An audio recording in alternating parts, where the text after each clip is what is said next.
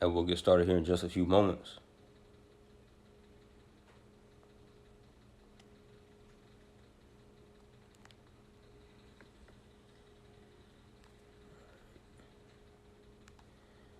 Hey, Shalom. Shalom. First and foremost, we want to give all praises, honor, and glory unto Yahweh, Ba'ashem, Yahushai, Ba'ashem, Rakakwadash. That's all praises to the Heavenly Father. His true name in the Hebrew is Yahweh. In his son's name, who the word entity called Jesus Christ, real name in the Hebrew is Yahweh Shai. Also give it praises, honor, and glory unto the Rakakwadash, the Holy Spirit, which is the force and entity that makes this edification possible. We want to say Shalom to all you sincere-hearted Aki and Wa'akwat, that's your brothers, and few sincere sisters make your bodies a living sacrifice on a daily basis in this wicked and adulterous generation. Also want to give double honors unto our beloved apostle Elder Great Millstone, who tells us truth and who rule well. All right, we just a couple of brothers from the Great Millstone Dallas camp. All right, coming back this afternoon through the spirit and power of Yahweh Shemel Shai to do another lesson to edify the Lord's flock, which is the elected nation of Israel, and to glorify the names of Yahweh Shemel Shai. And as you can see, the title of this lesson, it reads, "The slaughter of the natives is nothing to be thankful about." All right, the slaughter of the natives is nothing to be thankful about. Okay, because we know what today is, so-called Thanksgiving Day, which this is Esau Edom's day of thanks. Okay, unto Satan, man, as he's raped, robbed, and murdered. Okay, and pillaged and spoiled the nation of Israel. For this land that he's received. You see, chiefly we talk about here Babylon the Great, okay, aka Arzareth. When you understand, the scriptures, 2nd Ezra, the 13th chapter, when it speaks about those 10 tribes that came over here to a place where no man dwelt, the place called Arzareth, which when we go into it all the time, which we understand that to be none other than North America. All right, and Esau Edom has predicated, okay, this day, so-called Thanksgiving Day, based off of what? The slaughter and the pillaging of our brothers, man. Okay, the Northern Kingdom, the Latino tribes, the Seminole Indians, the Native Americans. You see, and we got this article we want to go into. I went into it last year with the beloved brother Yazrallah, but it's just a good reminder, just to see, man, because scripture speaks about, as a matter of fact, what's that scripture? It escaped my mind. I believe it's Ezekiel. I can't remember the exact scripture, but nonetheless, man, okay, it keeps that fire, keeps that hatred towards the so-called white man, because our people, before we cut on the camera, our people, have discovered, well, not discovered, but they've pretty much inhabited, what's the word I'm looking for, bro? We was talking about before we cut the camera on. They have Stockholm syndrome, but I was looking for another word. It was another word that came to mind, Slovakia. But nonetheless, man, our people have forgotten the atrocities that this man has done unto them. But we're just gonna open up with a few precepts, and we're gonna get this article, in Abaratazah. This is edifying, to you, Akim and Akwaf tuning in. But y'all got anything? Okay, you got the Habakkuk? Yep. All right, it's the book of Habakkuk, chapter 2 and verse 12.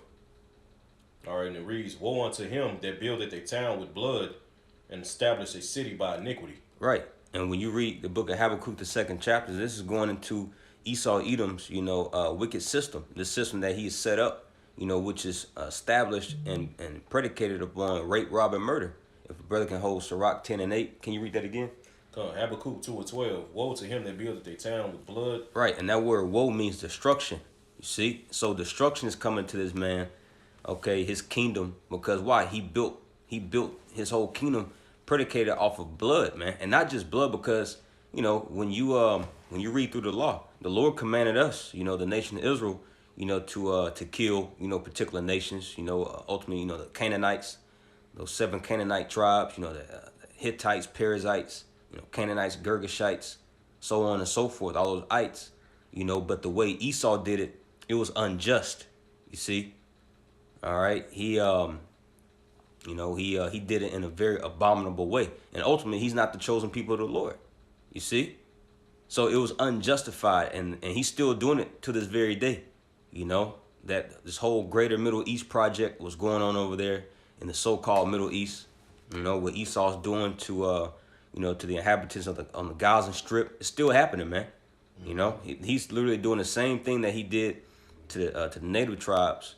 Okay, he's doing the same thing just into different nations of people today in these times, man. But you got that? Yeah, Sirach 10:8. This is Sirach 10:8. Because of unrighteous dealings, injuries, and riches got by deceit, the kingdom is translated from one people to another. Right, and this is why the Lord's about to snatch him away from this grip that he has upon this earth. He's about to take Esau's kingdom away from him, man. You see, because he's met that bound that he can't pass. You know, there's a threshold of wickedness and rape, rob, and murder, okay, that Esau, has reached to. Ultimately is going to get to a point to where, okay, it's going to literally have, divine intervention coming in, which is Yahweh Shah, you see. But I want to grab this real quick, Colossians 2:8. Then we're gonna get this article. Mainly just we really want to kind of read through this article in this lesson. It's going to be a lot of reading. Not too much. We don't want to make it too long, but we want to show you Akia, man, a few atrocities. We just want to show y'all a few atrocities that this man has done and still doing against the tribes of Israel.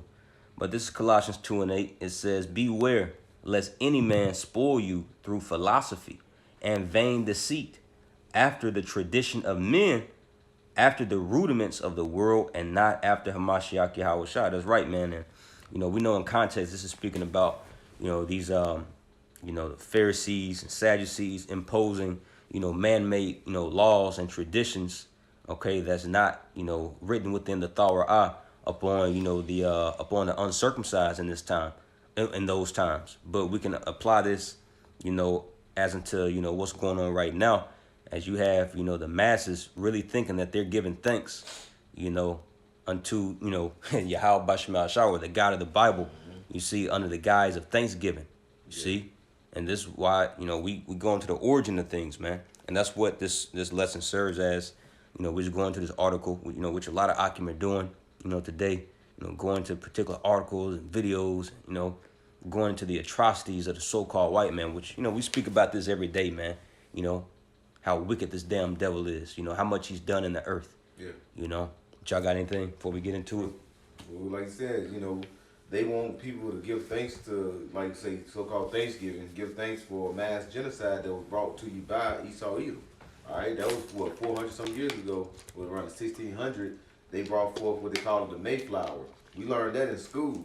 You have these pictures where you have them and, like you say, the Northern Kingdom, so-called Native Americans, will be sitting over there, and they'll be having dinner at a table with turkey and stuff. But no, man, that's just a false vision. The truth be told, that they came in the 1600s, around the 1620 or so. Mm-hmm. They came in and they brought in mass genocide. There was a lot of unaliving of the Native Americans. Really, 1492. 1492. Start from that. Yep. All these things, and then what does they give thanks to? We're giving thanks for Esau to use his sword towards the Israelites. That's what you want to give thanks to. And our people don't even try to fathom that. They don't even try to believe that. We give thanks to this. You sit at the table, what do I give thanks for? I give thanks for my family. I give thanks, No. This is the day of a massacre. Yeah. Yeah. A commemoration. A massacre. Yeah, a criminal celebration. Yep. I'm going to get this since you said that, Doc. This is Isaiah chapter 30 and verse... Isaiah chapter 30 and right here verse 12, it says, wherefore thus saith the Lord, so like it thus saith the Holy One of Israel, because you despise this word and trust in oppression and perverseness and stay thereon.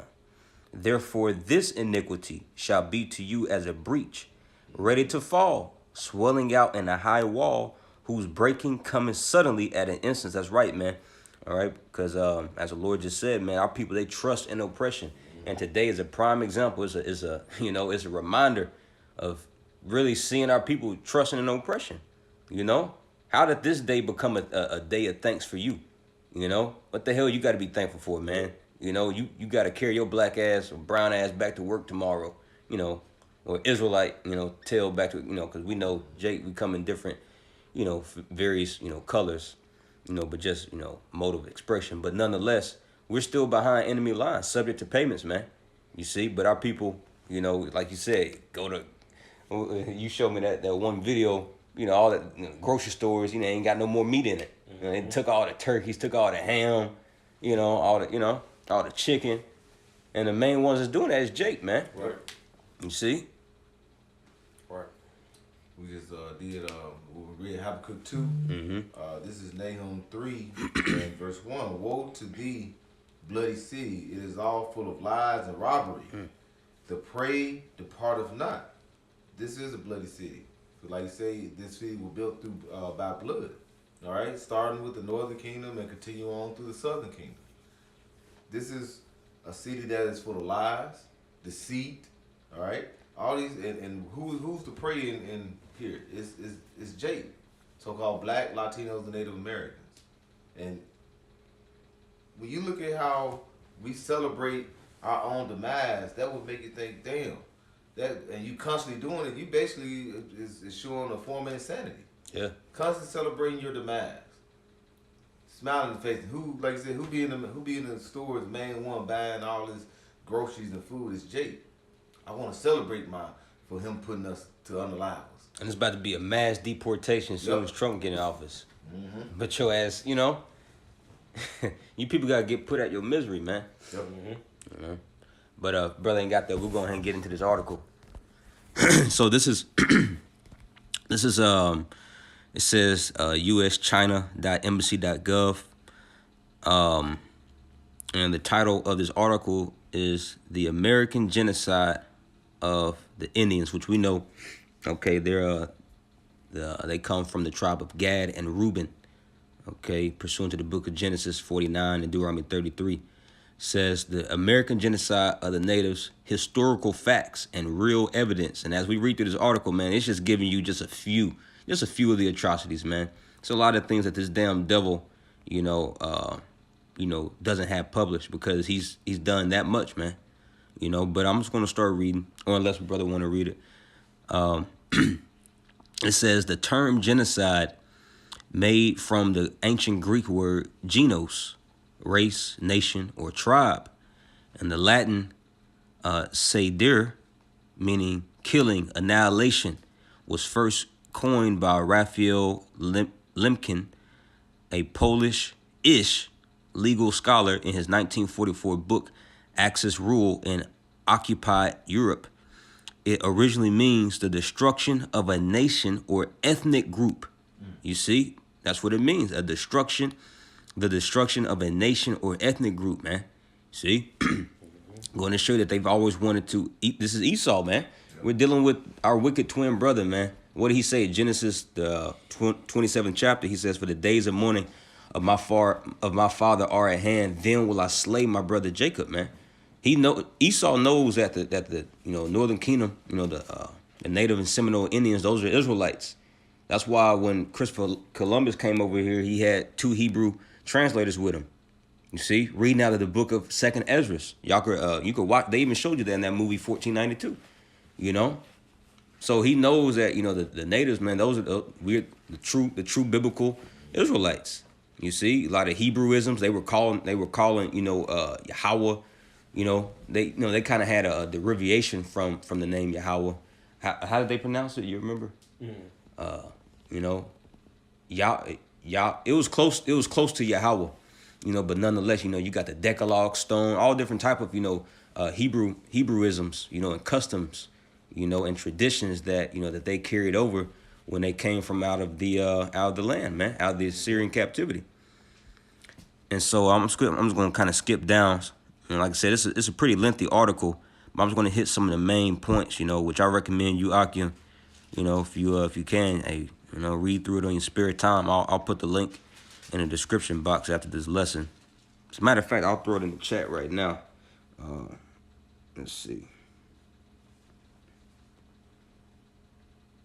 Yeah, at the water. Yeah, the elder Kazak, Shalom, Zaquan, Yahweh Shema Shabrakatah. Yeah, Yohewa. Yeah, the water. Yeah, Yohewa. That's how they pronounce, the name of the Heavenly Father. You see, proving what? That they're Israelites. You see? The water. So let's go back. We'll read. Let me find a good point to start at. Like I said, this whole article is pretty good, but I'll start right here. It says, genocide is also clearly defined in U.S. domestic law. The United States Code in Section 1091 of Title 18 defines genocide as violent attacks with the specific intent to destroy, in whole or in part, a national, ethnic, racial, or religious group, a definition similar to the convention it says to the, see, I lost my spot. It's a small letter, so bear with me. I may have to kind of zoom in. It says, to the Convention of the Prevention and Punishment of the Crime of Genocide. It says, according to historical records and media reports, since its founding, the United States has systematically deprived natives of their rights to life and basic political, economic, and cultural rights through deletions, displacements, and forced assimilation. And as we continue to read this article, it goes into how they, how Esau, after he completely conquered, Gad and Reuben, he set up these, those Indian boarding schools, man, to where, they made Gad and Reuben, just completely chop off the hair and start put on suits, go to these schools, learn Esau's religion, just completely whitewash it, man. You see, make them Americanized, just like they did during the time of the Grecian Empire, man. Hellenized Jake. You see, so, man, this is more proof that Gad and Reuben, that the natives and Seminole Indians, man, those are Israelites, because this all fits the curses. Deuteronomy 28th chapter. As a matter of fact, I guess we could get a few verses from that. Unless a brother didn't have, you had anything? I got something. God, you got it. Genesis 49:19. It says, Gad, a troop shall overcome him, but he shall overcome at the last. You know what I'm saying? And this is a part of what we're reading right now. You know what I'm saying? Going into the history of so-called Thanksgiving. Because like brother said, Esau liked to he liked to sugarcoat over everything. Like the priest of Matthew had mentioned, everything that we learned about so-called Thanksgiving, it was basically a lie. You see, this whole thing about Squanto and the Pilgrims getting along and and how with Pocahontas and all this other bullshit. And really it was a massacre, man. When Esau came over, he brought disease. You know what I'm saying? He actually captured. He actually was kidnapping Gad. Putting Gad into slavery.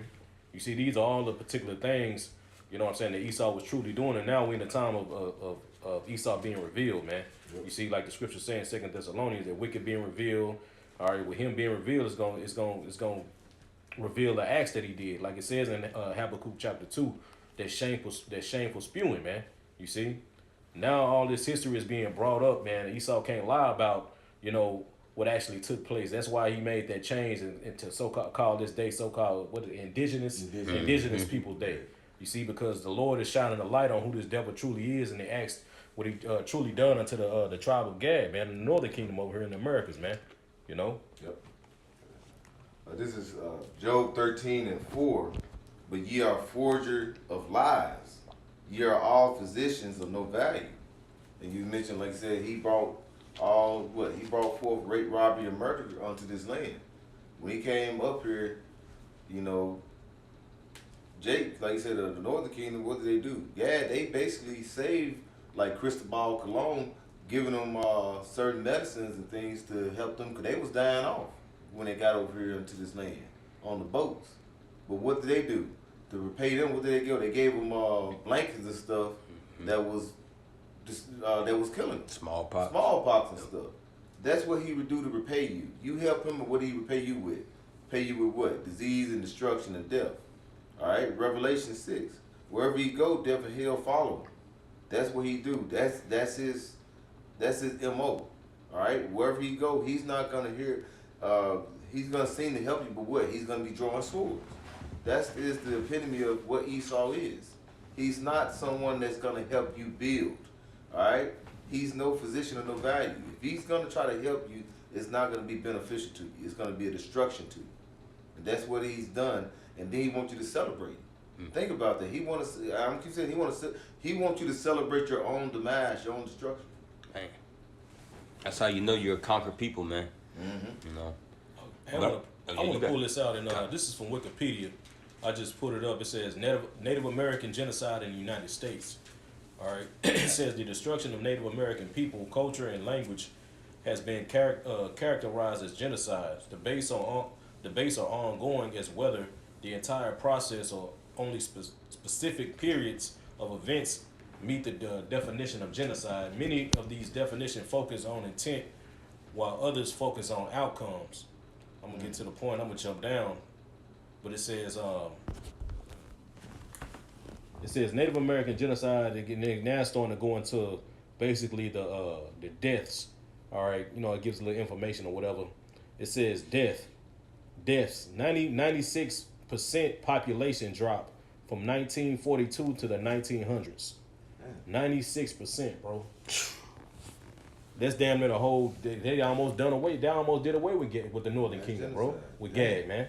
You know, it says 350,000 or 58% of population declined from 1800 to 1890.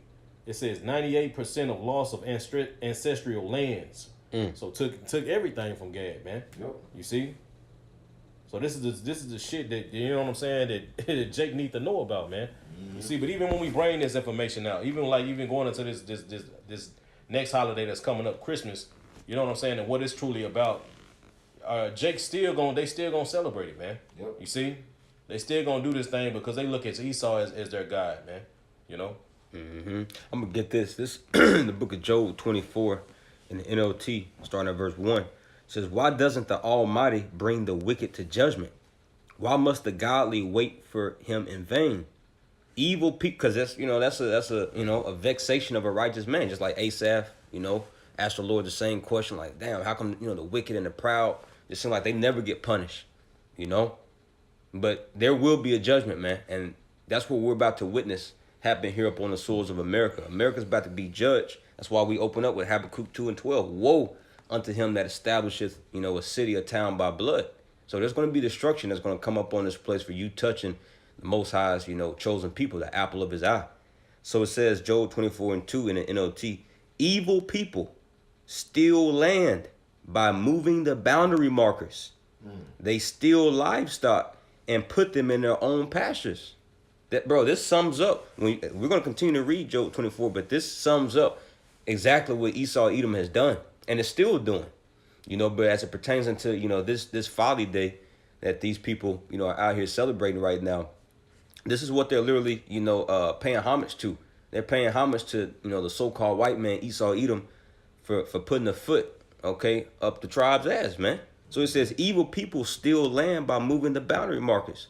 Yeah, because, they have something called the Homestead Act, the homesteading, to where basically if you're 21 or older, so-called, white person, white man, woman, and child, you could come over to the States, from Europe, and you could buy your little plot of land, as they push, Gad, and that's why they have the Indian Removal Act, as they, remove Gad and Reuben away from their tribal lands, they'll just, put Esau Edom, in their land, man. You see? It says, verse 3, they take the orphan's donkey and demand the widow's ox as security for a loan. The poor are pushed off the path. See, the poor are pushed off the path. You got this thing called the Trail of Tears. Prime example, man. The poor being pushed off the path, man. It said, and we're gonna get all this into in this article too, man. This article, they actually changed, as you can see, like at the very beginning, they got a whole bunch of Chinese lettering. I had it saved on my phone, from last year, but when I had tried to pull it up today, it just showed all this Chinese lettering, and brother had to find it on his phone. He sent it to me. But Esau, it's that shame covering him, man, for the violence that he's done against, the tribes. But I'm gonna continue to read just real quick. Job 24:4 NLT. The poor are pushed off the path. The needy must hide together for safety. Like wild donkeys in the wilderness, the poor must spend all their time looking for food, searching even in the desert for food for their children. Yeah, as Gad and Reuben, taught the so-called white man how to fish, how to hunt, how to live off the land, agriculture, you know. Esau came over here and just completely pushed them off their land. And a lot of, of course, Esau, killed a lot of them by the sword. But a lot of them, became, impoverished and famished, died of starvation, as they were, forced to move off their lands, man. It says they harvest a field they do not own, and they glean in the vineyards of the wicked. All night they lie naked in the cold without clothing or covering. Yeah, because they used to, Gad and Reuben used to use, buffalo and particular hides of animals, to keep them warm. What did Esau do? He just killed them. He just killed, the water buffalo for sport. Didn't even eat the meat. Didn't use the hide. There's pictures on the internet, where it's a big ass mound of just water buffalo skulls and so-called white man just standing on top, with that damn, musket in his hand. You see? Just wicked, man. I'll get the rest later, but you got something? This is SLAUGHT 12 and start at verse 15. It says, the enemy will stay with you for a while, but not when trouble comes. He will speak fine words while he plots how to trap you. He will pretend to share your sorrows. And it's like this is in the GNT. Verse 16 said, he will speak fine words while he plot how to trap you.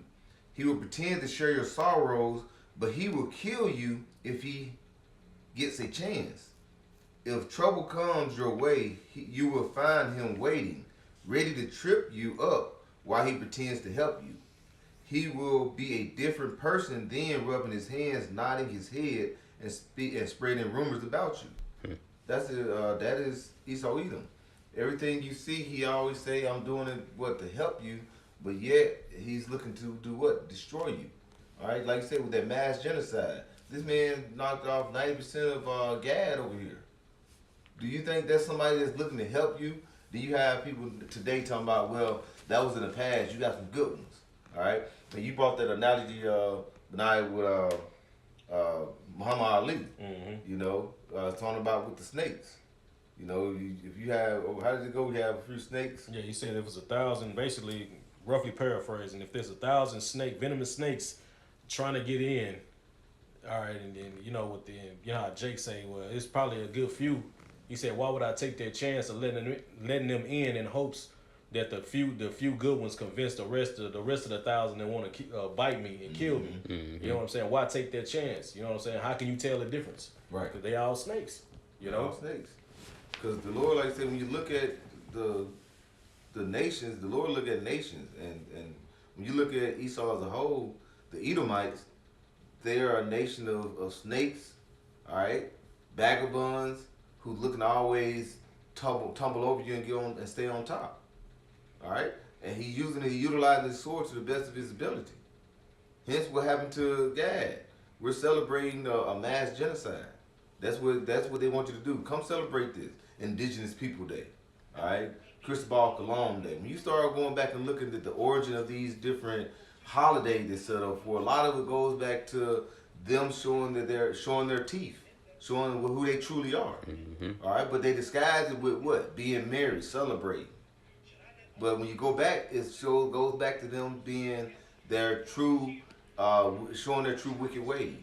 Hey, can I let him explain it, bro? So this is what Muhammad Ali talking with some dude from the BBC, real quick. There are many white people who mean right and in heart want to do right. But there's so few. If 10,000 rattlesnakes was coming down that aisle now, and I had a door here I could shut, and in that 10,000, 1,000 meant right. 1,000 rattlesnakes didn't want to bite me. I knew they were good. Should I let all these rattlesnakes come down, hoping that 1,000 get together and form a shield? Or should I just close the door and stay safe? I think that... You understand? The Viet Cong are not all bad, but America's still dropping bombs. In Hiroshima, Japan wasn't bad, but she still dropped the bomb. In Korea, they weren't bad, but they still dropped the bomb. So now I'm going to forget the 400 years of lynching and killing and raping and depriving my people of freedom, justice, and equality, the first fired, last hired, the lowest of low, last respected. And I'm going to look at 2 or 3 white people who are trying to do right and don't see the other million trying to kill me.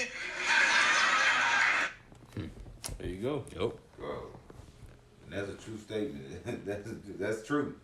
You're gonna look at these few white people there, and they might, you know, when you go down the line, they might be Jake. Mm-hmm. You know, the few that's like, okay, I understand you struggle or something like that, but because why you want to let go of your rulership? And he's the kind of person like, I'm not gonna let this rulership go. I don't want to look at Tulsa. All right, like I said, look at Chicago when we start flourishing on business. What happened? They dropped bombs. They came in, raped, robbed, and put us to death. They know when we come together, we can be striving people. That's why, like you say, you have some well, look at these LeBron James, these certain basketball players. Well, that's a small, minute amount of people that's in our nation that are actually doing right, but they do that to keep the masses at bay. Mm-hmm. Look, they're doing good. You know what I'm saying? But it's not even their money, though. It's Nope. still got the face of the so-called white man. Your oppressor on that money, man. They're in the office. Yeah, you're not in power until you got your own currency, own army, own plot of land, you know? Hey, even going back to the examples that Muhammad Ali was giving about, you know, Vietnam, what happened in Vietnam, what happened with Hiroshima and Nagasaki. Then when he brought up what happened with Jake, here it is. This is the history of this snake. You know what I'm saying? So why would you trust him? It's his history showing you that he can't be trusted and he's out to kill. You know, but Jake still somehow want to fight for this place, want America to continue. You see, still wants to celebrate, like the brother said. And here it is, all the fucking stores is packed. You know what I'm saying? Because people going out trying to do last minute shopping. Jake going out trying to do last minute shopping to celebrate the destruction of their people, man. You know. But I got something, bro. This is going back. This is I Googled it, you know what I'm saying? How many treaties did the U.S. break with the natives?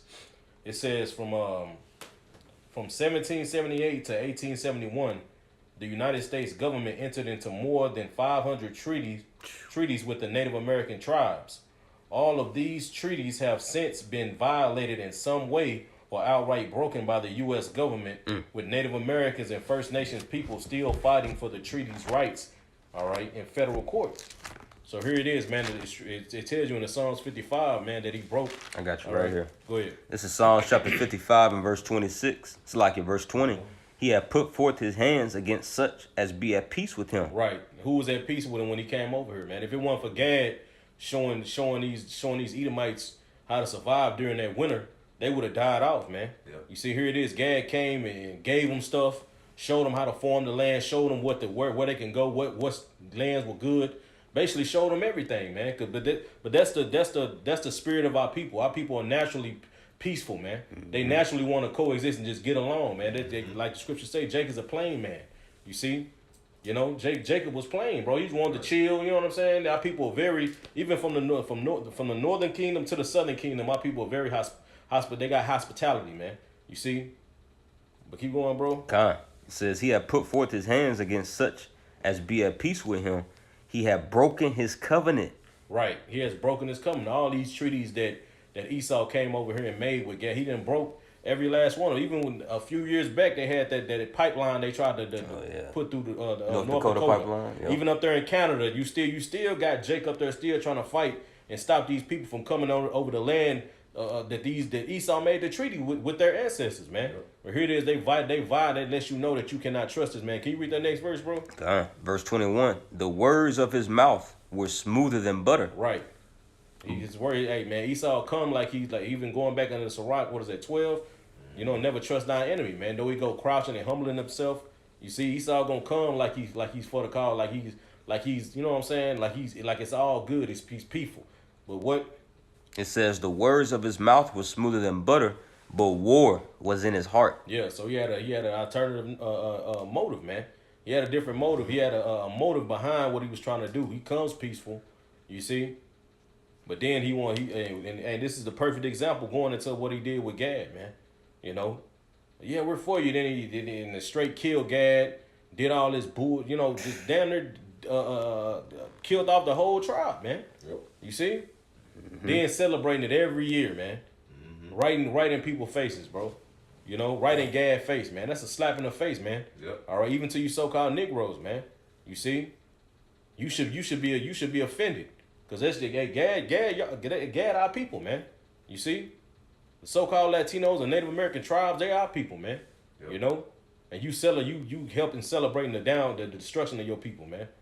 That's how you know it's a spell, you know, put up on our people. You know, so Esau's the biggest witch, man. Like, you got to be up under, you know, some type of, you know, enchantment, you know, to like really celebrate your own demise. That's the only, you know, conclusion you can come up with. Like, because who in the right mind would, you know, do that? You know, some man, you know, beat the shit out of you, and then you know, praise and laud him as if, you know, you're enchanted, man. Hey, that's okay, because just as we celebrate the deliverance from Egypt in ancient times, in the kingdom, when Yahushua comes back and establishes the kingdom, it's gonna be a new, that second Passover gonna be celebrated, the destruction of you goddamn Edomites. That's right. Your ass is gonna be forced to celebrate your own fucking downfall in the kingdom, man. Until you served your purpose of building our kingdom up, and your ass is totally eradicated, man. That's right. Just like you forcing us to do, your ass gonna be forced to celebrate the downfall of your people, man. Bro, you talking about that North Dakota pipeline? Our people, even like the people that came up trying to support Kamala, they should have did that with the Standing Rock. That was the North Dakota. That was like in 2016. Right. These people, why did they? You got to think. Why did they not want them to bring that pipeline? Because they were gonna contaminate their water. And they did. And they did. It happened. And before that happened, what did they do? They was sticking, shooting with just like with water, spraying water on them. Like they was with Jake back in the 50s and 60s. They was sicking dogs on them. Man. Bro, Esau is all like you say, Sirach 12. His rust is not altogether wiped away. You know, you think it's like a looking glass. It's still the same old E, right? It's what he know today. He learned from his forefathers, and he's gonna continue. The thing is, he just blinded our people and basically have indoctrinated them to say, love everybody, love me. Even though I sick dogs on you, even though I contaminate your water, love me. But see, Gad, they were like, well, we can't love you because we still understand that you decimated 90% of us while we was here on this land. But then you have the Southern King coming and they indoctrinate, well, we should love everybody because we're naturally loving people. Go ahead. No, say then found the loophole. Because at one point, you had Esau going in, they call them $5 Indians. $5 Indians, man. Esau would go in and claim to be Gad, man. You see that, and the government would give them land, man. Yep. You see? Those pictures that you see of these casino owners, man, a lot of them motherfuckers are Edomites, man. They just $5 Indians, bro. You know? Yeah. And for all you antichrist, you know, you so-called Christians, man, you know, where was good old Jeebus at when all this happened? Right. You see? Where's the answers at in Christianity? See, Christianity don't go into the scriptures like we doing right now through the spirit and power of Yahweh Shai and show you in the scriptures why this happened. You see? We understand why this happened. Ultimately, okay, so Esau can, fulfill, the blessing that Isaac gave him to get the fatness in the earth and the dew of heaven. This was a necessary evil, man, for the sons of God, to learn our lesson because we went off, Because, you consider that, Esau just came over here just so smoothly, man. And, like, this, bro, America was paved out for him. Gad and Reuben, they and the Latino tribes had the land already cultivated. Beautiful vegetation, beautiful streams of water, beautiful canyons and mountains. And, like, everything was cultivated, taken care of. And Esau just came over here just with effortlessly, flawlessly, man, just, got it. This is... This is him fulfilling that fatness in the earth and getting that fatness of the earth and the dew of heaven. You see? But now we're in the times where the Lord, is yanking this shit out his hand. You see? All right? But that still doesn't hold you damn devils guiltless, man. Okay? Why? Because you touched the Most High's chosen people, man. Zechariah. I'm going to go ahead and get it. Go ahead and get it. It's Zechariah chapter 2 and 8. It says, "For thus saith the Lord, Yahweh Shah hosts, after the glory hath he sent me unto the nations which spoiled you." And what nation spoiled us? All the nations, man. You see? Read 1 Maccabees, I believe, was at the 2nd chapter. It says, "For what nation have not gotten a part of the spoils of Jerusalem?" It says, For he that toucheth you, toucheth the apple of his eye. See? So you touch the apple of the Lord's eye, man. The Lord's chosen people, the Israelites, the so-called blacks, Hispanics, and Native Americans. So there will be a price to be paid. But I'm gonna go ahead and read a little bit more in this article. So let me skip down here. Like I said, this whole thing has a lot of, good info on it. So let's see. Okay, yep, let's get this.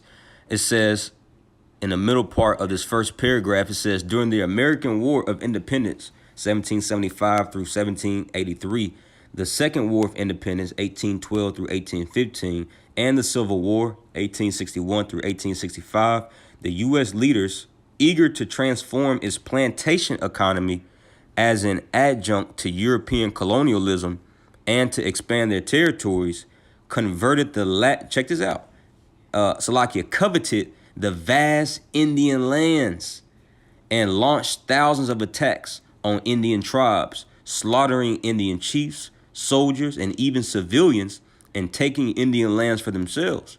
In 1862, the United States enacted the Homestead Act. Now check this out. They enacted, and this is 1862, it says, the Homestead Act, which provided that every American citizen above the age of 21 with a mere registration fee of $10 US could acquire no more than 160 acres of land in the West. So for $10, if you're a so-called white person, you see, coming from Europe, okay, you decided you wanted to bring your funky ass over here to America just for $10. That's all you needed. You could get up to 160 acres of land. That's why when we drive at like close to where we, us brothers stay at over here in Fort Worth, it's a lot of land. Like you see like these Edomites, they got all this land. You're like, damn, man, they must, the average person like, man, they must have worked their ass off to get all that. No, man, this is inherited land from generation to generation and generation, man.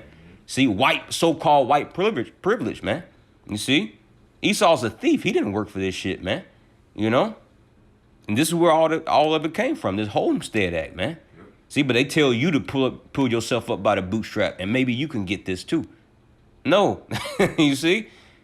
So let's continue to read. And this is a part of this Inquisition. Okay, 2nd Ezra 9, so like it, 2nd Ezra 6 and 18, the Lord says, for when the affliction of Zion has come to an end, there's going to be a great Inquisition.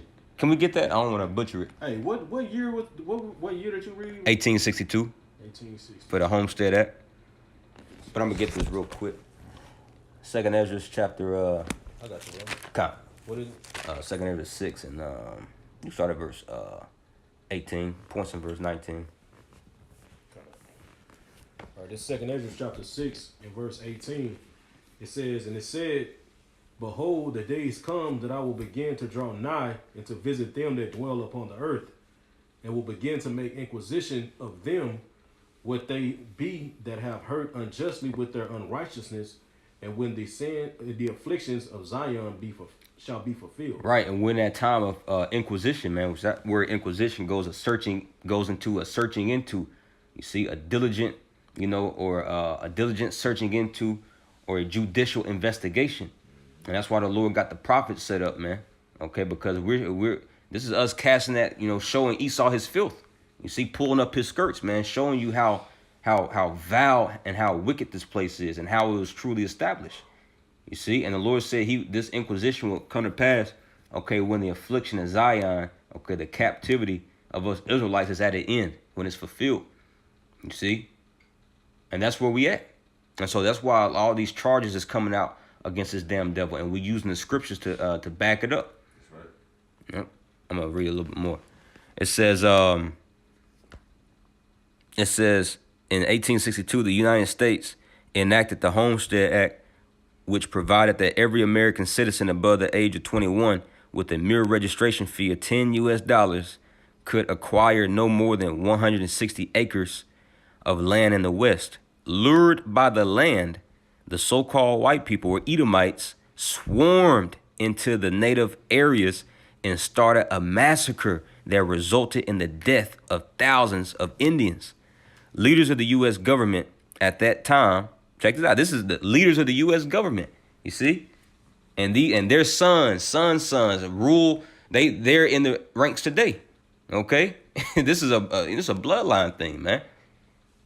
You know, so it says leaders of the U.S. government at that time openly claimed that the skin of Indians could be peeled off to make tall boots, that Indians must be annihilated, or this is the U.S. government saying this, man.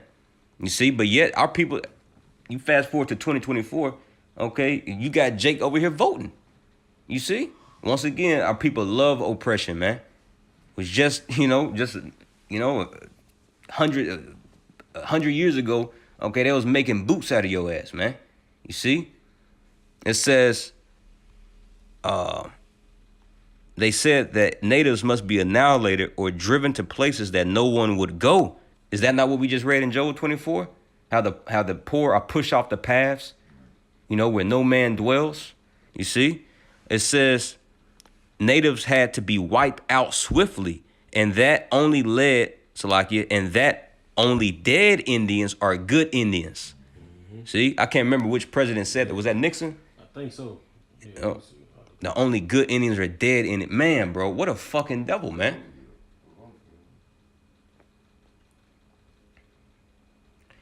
It says, while y'all finding that, it says, American soldiers saw the slaughter of natives as natural, even an honor, and would not rest until, it was who? Roosevelt. God, water, yeah. So, yeah, Roosevelt said that.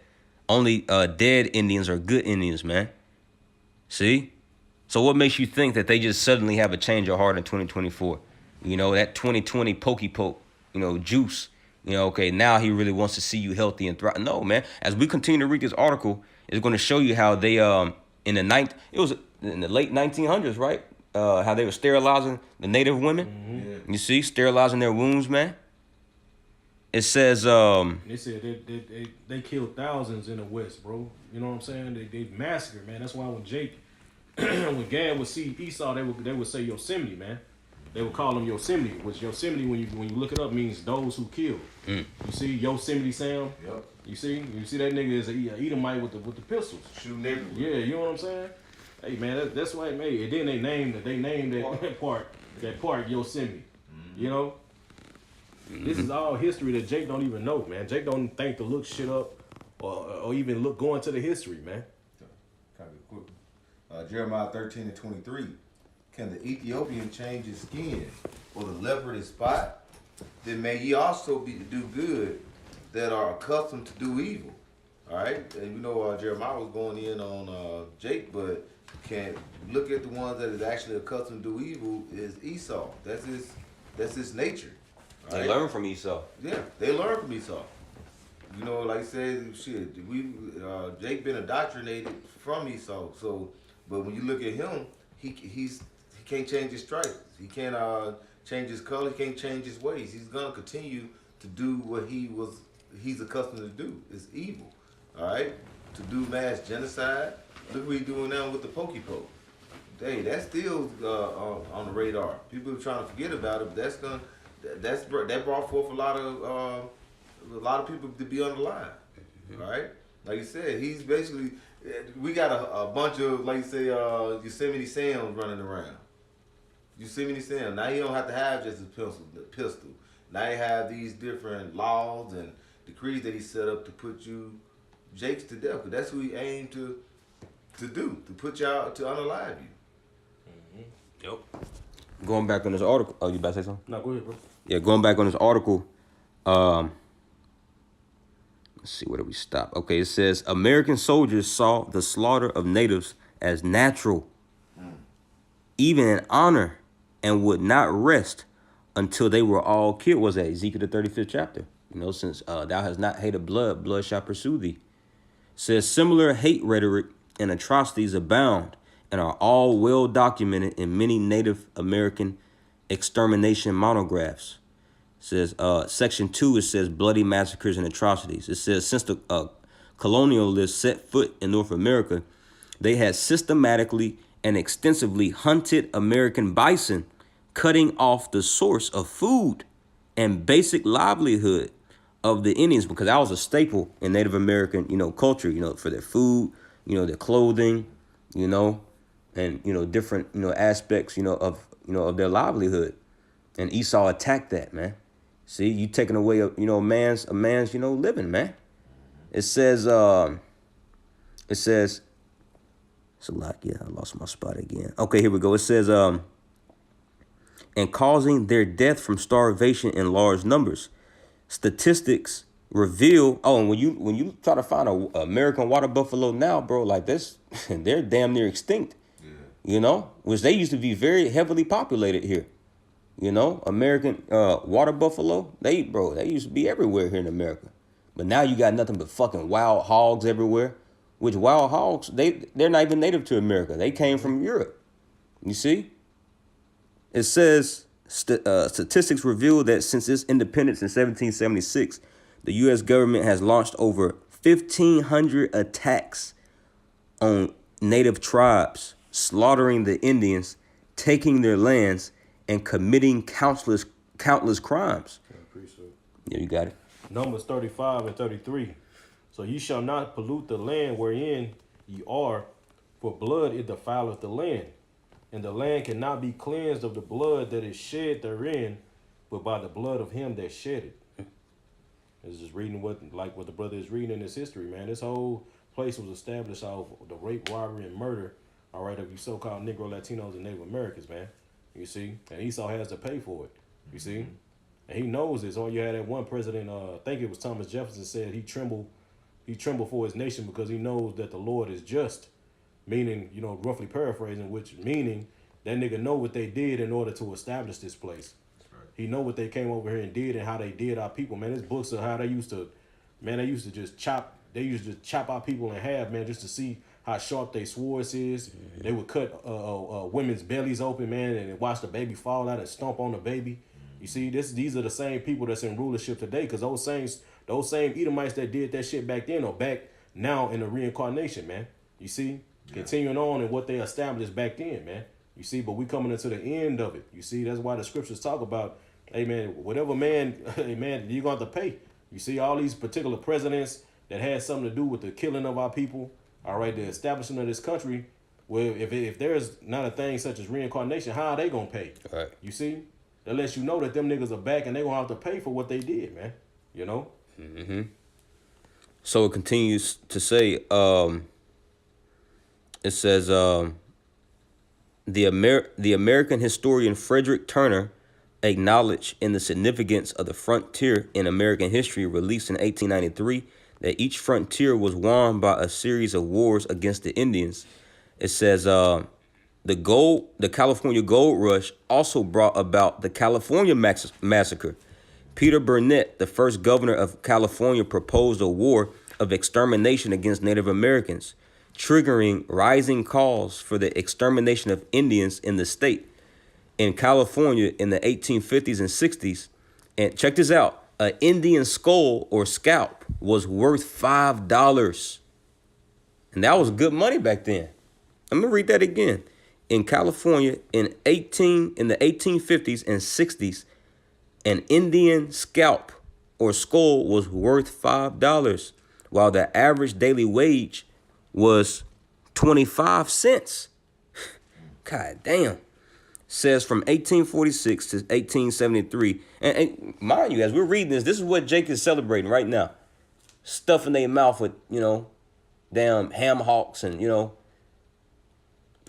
pork, all this shit, man. Jake is over here around the family Thanksgiving table. Thank you, God, You see, this is what they celebrating. I want to pull this real quick. Yeah. You said $5. What time period? Around the 1800s, right? Yeah. So it says $5 in the 1800s is equivalent in purchasing power to about $125 today. So $125 for a scalp of a Native American or a skull. See? So you don't think that people tried to people made a living off of that? You see? People, bro, they made living off of just killing Jake. You see? They came over here from Europe, the homestead movement. They didn't have to get a fucking job, man. Their job was to just off you, man. And they made good money off of that every day. Mm-hmm. You kill, you delete about 2 or 3, natives a day and just bring the skull back to the U.S. government, bro, you set.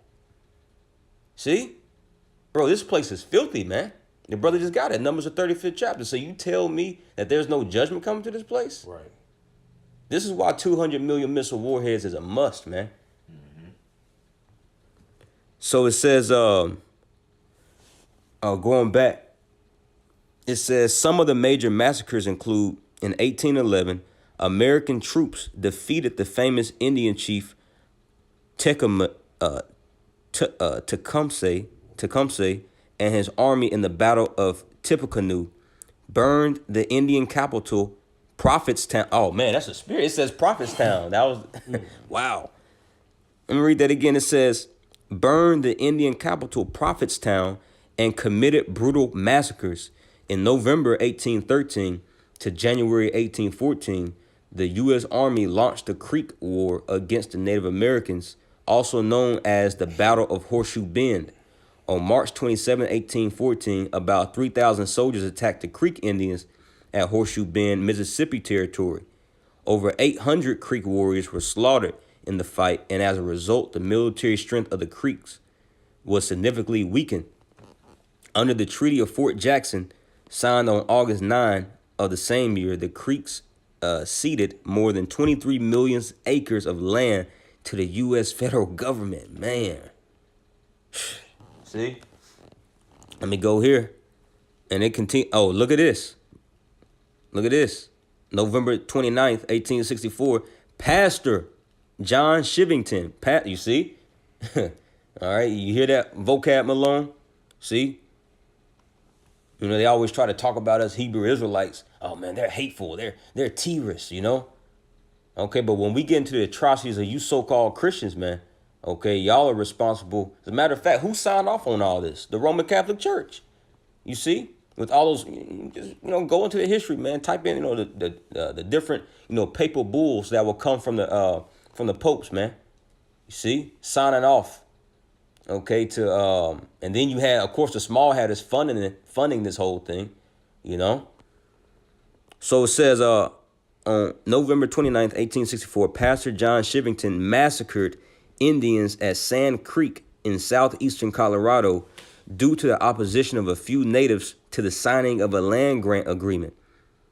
It was one of the most notorious massacres of Native Americans.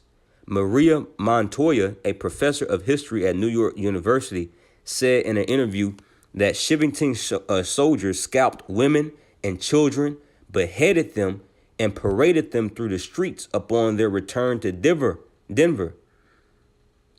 Man, bro.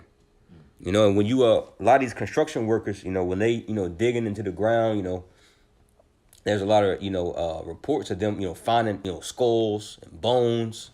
Yeah, mass graves. Yeah, mass graves, man. Those are our brothers, man. That was slaughtered. That's all. Yep, you got it. Micah 2:2 in the NLT. It says, when you want a piece of land, you find a way to seize it. When you want someone's house, you take it by fraud and violence. You cheat a man of his property, stealing his family's inheritance. And this is what Esau do. You know what I'm saying? That's what we're reading about right now. You see, Esau came over here. He found the way to seize the land. What? By violence, by killing off Gad, man. You see, taking stuff, and then like the nigga, bro. This nigga Esau. At the end of the day, this nigga has to pay, man. Yeah. He got a lot of blood on his hands, man. You see, and we living in the times to where the Lord is getting ready to pay Esau back for what he did, man. Yep. We don't hate this devil enough, man. That's why our Lord says in Ezekiel 25th chapter, I'm gonna put my fury in you to lay my vengeance upon Edom, man. So yeah, we don't really hate these devils enough, because boy. So it says, going back. Okay, yeah, this is a famous one.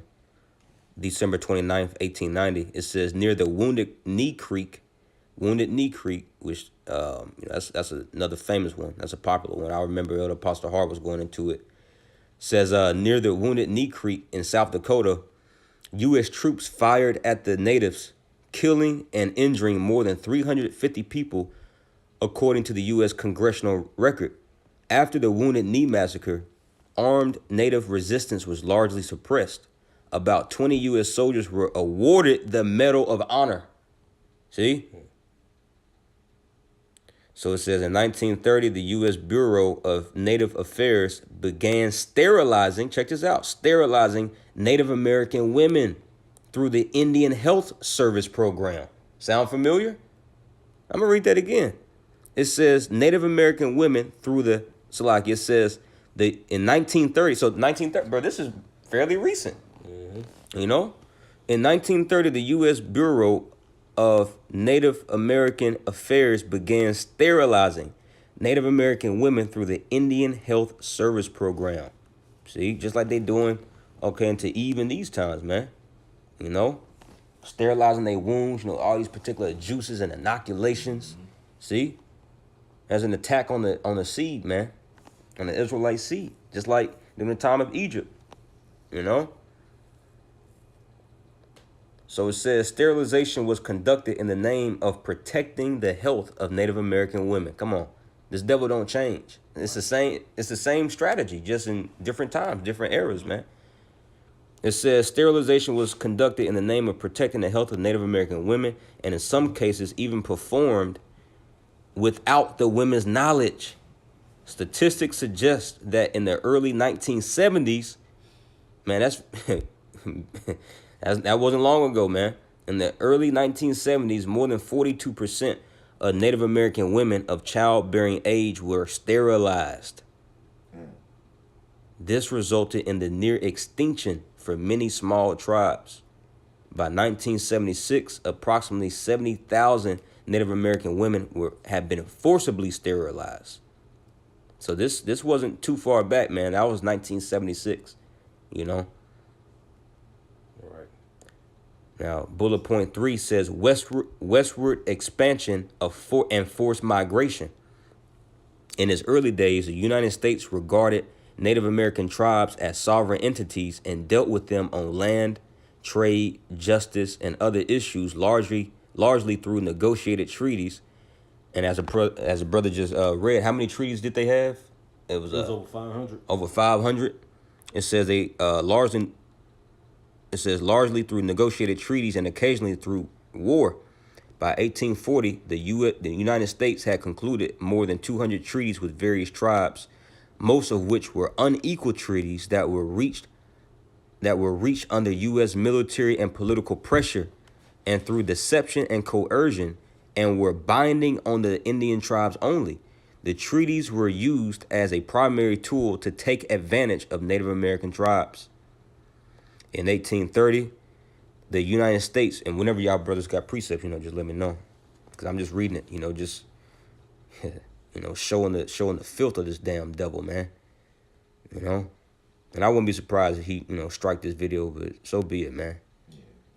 It says in 1830, the United States passed the Native American Removal Act, see, which marked the institutionalization of forced relocation of natives in the country. The act legally deprived Native American tribes of the right to live in the eastern United States, forcing some 100,000 natives to move to the west of the Mississippi River from their ancestral lands in the south. The migration began in the summer heat and continued through the winter with sub-zero temperatures. Trudging 16 miles each day, thousands died along the way as a result of hunger, cold, exhaustion, or disease and plague. The Native American population was decimated, and the forced migration became a trail of blood and tears. Tribes that refused to move were left to military suppression, forcible eviction, and even massacre by the U.S. government, man. This the good old U.S. government, okay, you trust in, man, doing all this. You got something? So it says in 1839, before Texas joined the United States, it says the government demanded that natives remove immediately or face the entire destruction of their possessions and the extermination of their tribe. Large number of Cherokees who refused to comply were shot and killed. Now, let me skip down here. Oh, boy, look at here, man. Like I said, man, this whole article, we're not even a quarter through it, you know? Yeah. It says in 1863, the U.S. military carried out a scorched earth policy to forcibly remove the Navajo tribe, burning houses and crops, slaughtering livestock, and vandalizing properties. Under the Army's watch, Navajos had to walk several hundred kilometers to a reservation in eastern New Mexico. Check this out. Pregnant women and seniors who fell behind were shot on the spot.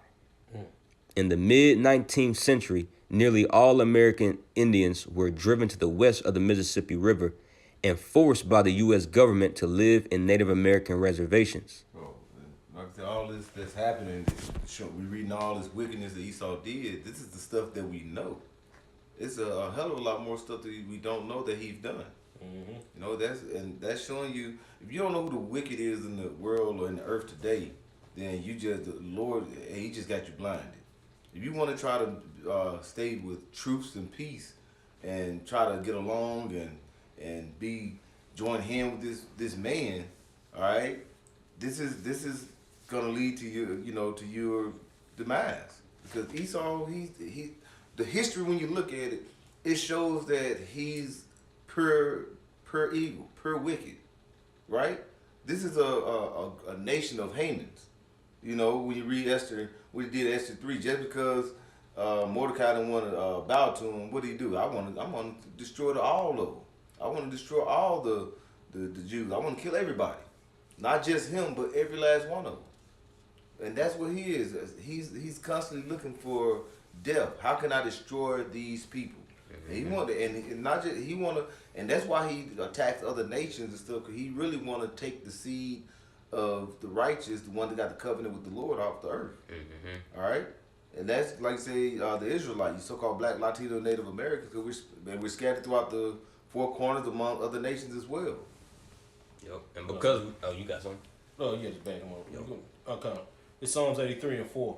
It says they have said, "Come, let us cut them off from being a nation, that the name of Israel may be no more in remembrance." And that's what he want to do, and that's one thing he's doing. He said, "I'm them now." He's like a snail, like he want to put our label on and said that we don't know who these people are. They're black, all right, they're red or this and that. He's taking every name that is right to try to say it's me, cause why? He want to cut us off from our power, from being a nation, which he actually has done so. But see, the prophets, we're coming and we're calling them out, and now he's being brought low. We're like the Scooby-Doo gang. You know, we coming in, pulling up in that van, jumping out and pulling that mask off. You know, Professor Steinbrenner. You know, we telling him who he is, and now he's like, damn, what we gonna do? That's why he's gonna look toward justice, start trying to persecute us. Yep. Cause we pointing them out, letting them know, look what you did to the so-called Native Americans. Look who you did to the so-called blacks. Look what you did to the so-called Mexicans. All right, all these people that you've done things to, and continue to do so. Yeah. Not only them, but he's going across the four corners of the world doing it. Yep. You see, he's the one that's going around. He's the problem with the earth, man. Mm-hmm. You see, in a lot of these particular articles that's coming out talking about how the earth is, is polluted and all this other shit. Esau likes to say humans. Yeah. It's a result of humans. No, nigga, it's a result of you. You see, because everywhere you go, you bring death with you. Mm-hmm. You see, your whole way of life is nothing but death, man. You see, you a snake. Yep. The scriptures call you a serpent. All right, you got venom. Venom is used to poison and kill. Mm-hmm. You see, and that's exactly the way of Esau Edom, man.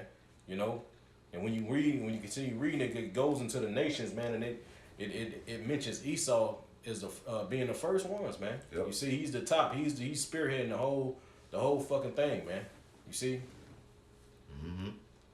He show up and say you come to bring us a basket of food and all this. No, I didn't bring no food, but I brought these guns and these bullets. You know, that's what he brings. He brings something that can put you to death. He don't bring them that's beneficial to life. All right. What's the opposite of life? Death, and that's what he brings. Habakkuk 2 and 5. Mm-hmm. Yep. So yeah, going back here, and this, because we always go into, the curses and the atrocities that came upon, us Southern Kingdom, Judah, Benjamin, Levi, and we go into the curses, proving that, through all these particular things that we suffered, proves that we're Israelites. But this right here, man, like I said, we're not even halfway through this article. And I just put the article in the chat, by the way. But this proves that the natives Native and Seminole Indians and the Latino tribes, man, those are Israelites as well. Because Scripture says here in the book of Deuteronomy 28 and verse 46. I'm gonna grab it real quick. Deuteronomy chapter 28. So for all you Negro onlys, black onlys, you see, well, how, what's the explanation for this? Deuteronomy chapter 28 and verse 40. I'll start right here, verse 45. Moreover, all these curses shall come upon thee, and shall pursue thee, and overtake thee, till thou be destroyed, because thou hearkenest not unto the voice of the Lord thy power, to keep his commandments and his statutes which he commanded thee. And they, talking about the curses, shall be upon thee for a sign and for a wonder, and upon thy seed forever. That's right, man. Now, I was going to grab a particular curse, okay, that as we're reading this article, fits the natives, perfectly to a T. They fit it like a custom tailor-made suit. Deuteronomy chapter 28 and verse 31. Thy ox shall be slain before thy eyes. Did we just not read about how they were killing all the water buffalo? You see? And Gad and Reuben, they could do nothing about it. It says, thine ox shall be slain before thine eyes, and thou shalt not eat thereof. What did it say in this article? It says that because of that, a lot of them starved off. Because that's what they use for their primary, food source. It says, thine ox shall be slain before thy eyes, and thou shalt not eat thereof. Thine ass shall be violently taken away from before thy face, and shall not be restored to thee. Thy sheep shall be given unto thine enemies, and thou shalt have none to rescue them. See? So this is proving that, okay, the natives, those are our brothers, man, from the tribe of Gad and Reuben. So going back on this article, man, like I said, we probably not gonna get through the whole thing. That's why I put it in the chat. So feel free to go through it, man, which I recommend all you Akim to do. Cause we don't hate this devil enough, man. All right, going back, huh? Let me see. It's a lot on these curses. Yeah. Man, them curses go in, bro. Like it proves, it proves who the children of Israel are. Which when did the small hatters ever go through all this, man? Right. So it says, while you find that, I'll get some more. Going back on this article. Here we go. So I'm just trying to get some of the main points. Okay, let's get this down here. Section 4. It says forced assimilation and cultural extinction. Sound familiar? It says, to defend the unjust deeds of the United States government, some American scholars, quote, scholars, okay, quote unquote, in the 19th century trumpeted the dichotomy of civilization versus barbarianism and portrayed Native Americans as a savage, evil, and inferior people group. It says Francis Parkman, a famous 19th century American historian, even claimed that the American Indian will not learn the arts of civilization, and he and his forest must perish together. Wow. But here it is, our people the one that taught you how to survive in this place. You see? But that goes and show you the how the world views, all right, our nation is being pushed out by Esau. You know what I'm saying? Like the scripture says, his tongue walking throughout the earth, man. You see? You had that example of Jake going into war in Vietnam and going into the village. You know what I'm saying? They're trying to go to a bar, and he said they was calling them niggas, man. And he was like, how did they learn that term? What do they know what a nigga is? Well, they learned it from Esau. So you just like this whole stigma on when Jake going to a store, where you constantly being watched because that image or that label has been put on you as you being a thief. You gonna steal something. So while you walking around the store shopping, somebody's following you and watching you. You see? You had played a video a while back, going to like some of these migrants, how they had to like watch a video. Oh yeah. Going back into this chick from Egypt, basically said in order to get their green card on the last day, they brought into a room and they taught about, cause she said she never knew nothing about African or Jake, a Negro. You know what I'm saying? Until the last day. They would take him into a room and make him watch a video on explaining on who Jake is. Like, don't have nothing to do with these people. They bad. If you see them walking, if they're walking around your corner, you know what I'm saying, more than one time, call the police. So before these heathen come over here, they already gave a rundown about Jake. Yep. You know what I'm saying? Look, this is they you know, we already slandered. We slandered. That's a part of the curses, man. You're gonna be a proverb and a byword. You're gonna be We're gonna be slandered in this place. It's not happening to the baby hats. No. You know, like the brother said, man. Mm-hmm. But he said something about the seminary schools, right? About those. Yeah. All right, this is Deuteronomy 28 and 32. Thy sons and thy daughters shall be given unto another people, and thine eyes shall look and fail with longing for them all the day, and there shall be no might in thy hands. The fruit of thy land and the fruit of thy labors shall a nation thou knowest not eat up, and thou shalt be only oppressed and crushed always, man. And these curses are falling upon the northern kingdom, man. You see, and we reading about it. All right, because just as when the southern kingdom came over here and our family was split up, the same thing was happening with Gad, man. We reading about it. You see, they would take Gad's children and put them into these particular seminary schools and force them to learn their customs. Now they can't practice the customs of their people. Now they got to practice Esau's customs. Learn English. Yeah, learn English, have to wear the suits, and you know, if they were being caught trying to practice their way, they would be punished, man. Yeah. You see? Yeah, man. That's why, you know, Elder Apostle, you know, Ricard, man, he's so into, you know, his culture, man. You know, because that was deprived. You know, that was stripped away, you know, from Gad and Reuben, man. You know, speaking, you know, the different, you know, dialects, you know, eating, you know, particular foods, and, you know, just their way of being, man. See, that's you know, just modern day Hellenism, you know, Americanization. But going back on this article, man, like I said, I'm going to try to get some of the main points. We'll wrap it up. It says in the 1870s and 80s, the U.S. government adopted a more aggressive policy of forced assimilation to obliterate the social fabric and culture of Indian tribes. The core objective of the strategy was to destroy the original group affiliation as well as the ethnic and tribal identity of the natives. So they wanted to make you forget who you are. Yep. And that's why we call, like, a lot of these coon, you know, Native Americans, we call them Uncle Tomahawks. You know, how they become Uncle Tomahawks? Through this forced assimilation, you know, by learning in Esau schools. You know, he would take your children and, you know, make them go to school, you know, learn under their program. And who funded the whole school system? The Rothschilds, man. You know, but you got to go. Jeremiah 17 and 4. And thou, even thyself, shalt discontinue from thine heritage that I gave thee, and I will cause thee to serve thine enemy in the land that thou knowest not, for thou hast kindled a fire in my anger, which shall burn forever. You see, this happened unto Gad too, man. You know, but hey, we discontinue. We reading about it. You see, how Esau made Gad conform unto his way. He beat it out of him, just like he beat it out the southern kingdom, man.